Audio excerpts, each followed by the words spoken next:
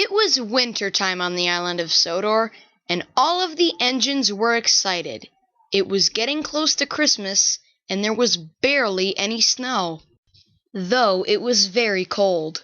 The tracks were slick with ice, and they started to turn. Even the Lego windmill closed down until next spring. On Christmas Eve, Edward was having a big rest after taking out a big supply of cookies, milk, and carrots for Santa Claus and his reindeer. Bill and Ben, the mischievous twins, were nearby, and they were as usual going to play a trick. They were going to smash a big cart of ice supply into Edward's tender.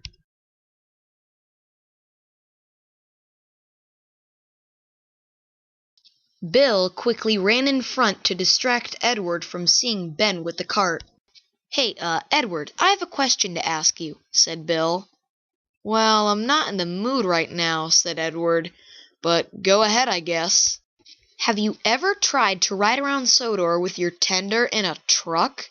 asked Bill. "No," said Edward, "and if you want to know why, just listen to the story that I'm going to tell you right now." As Edward went on, Bill slightly cued Ben to smash the cart into Edward.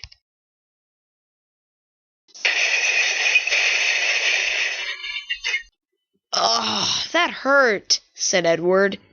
"You two and your tricks. You are going to be in so much trouble when Sir Topham Hatt finds out," he said. "Oh, we're sorry, Edward," said Ben. "We promise that we're going to work hard for the rest of the day. No more tricks," he said. And they did indeed work hard. Ben was taking some rocks up to Ulfsted, and Bill was helping Mike with the ballast cars.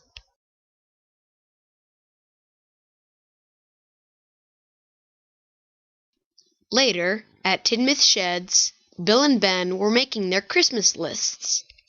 1 check, 2 check, 3, 4, 5, 6 check. A gumball machine, some dynamite, and what else? asked Bill. "Come on, guys, we still have work to do," said the engines. "Oh, well, we have work to do too," said Ben. "We're making our Christmas lists." "That's right," said Bill. What he said. The engines then knew that it was going to take a lot to get Bill and Ben out of their way so they could do their work. "It's all right, gang," said Thomas. "We'll just have to wait a little longer. But if they don't move, it's probably going to be a big issue." Oh, and you bet that it was an issue. Bill and Ben had not moved for another hour and a half.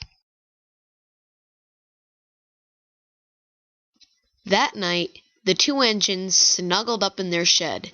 "Tomorrow's the big day," said Bill. "Exactly," said Ben, "when we get all the presents we've been asking for." Then the two twins went happily to sleep. Oh, jingle bells, fat hat smells, Ryan ran away. This is Trainboy 12 speaking, and I hope you enjoyed the first part of Naughty Bill and Ben. Stay tuned for the next part, and see you next time. Goodbye.